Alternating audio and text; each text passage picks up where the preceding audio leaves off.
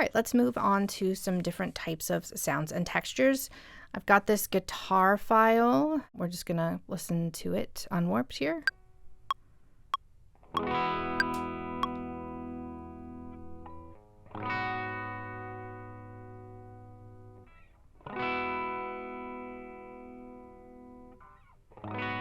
Two, three, four, 1, 2, 3, 4. All right, I'm just trying to get a sense of what the BPM is here. So I'm gonna just tap that in as we go. It's gonna be kind of slow. 2, 3, 4, 1, 2, 3, 4, 1, 2, 3, 4.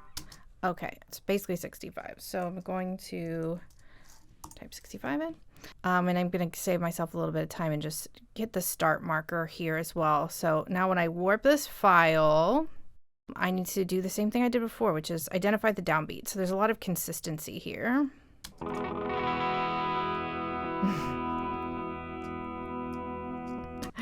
Live's having a really hard time with this file.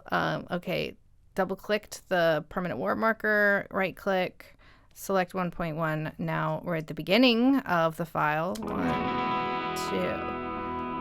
2. Okay, and then let's say we're gonna warp from here.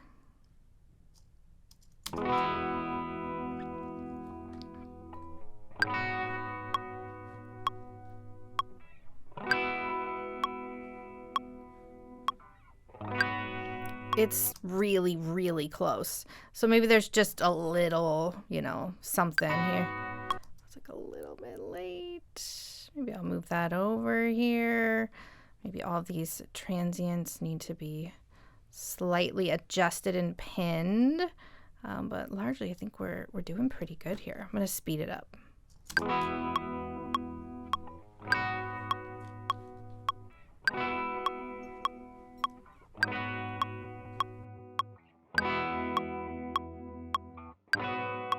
Okay, so I'll just use the beginning for measures here. Great. Same thing here. It's just I had to collaborate a little bit with the software in order to make this happen.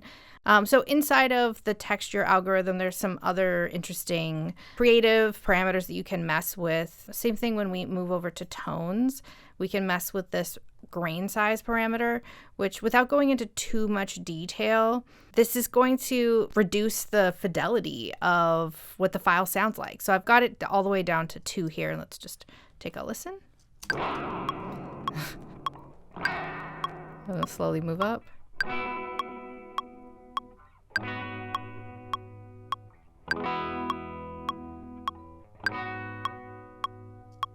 So when I have it all the way up, the resolution on this, you're actually hearing even more sort of vibrato. So I just want you to listen to the end of the files and you'll hear this like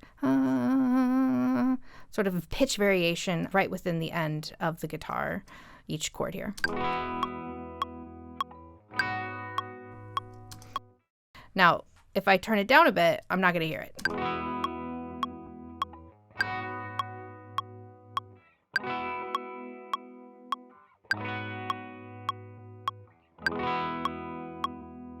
Sometimes higher resolution is not as good. Sometimes lower resolution is great. And, you know, we can also adjust the flux, which is going to do a little bit of randomness in how the sample is played back or processed for us. So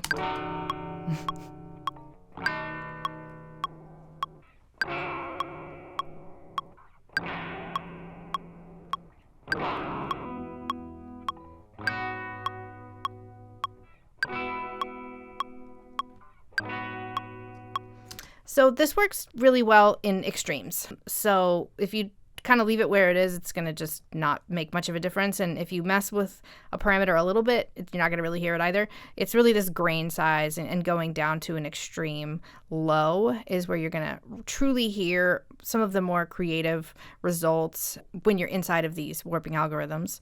Now let's add a bass guitar in. I'm going to do the exact same thing, a little bit faster this time. Moving on over. Stop this clip, and we're gonna tap the tempo.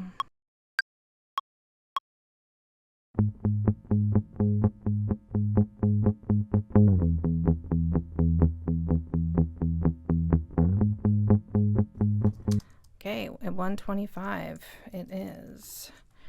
And we're going to warp it. This time we're choosing tones. This is just one note at a time. Textures worked nicely for the chords. Now I just moved the start marker. I could have gone here and said set 1.1.1 here, but this time I just grabbed the start marker and moved it right over to the transient. It was sitting really nicely on a grid line for me. Let's hear this.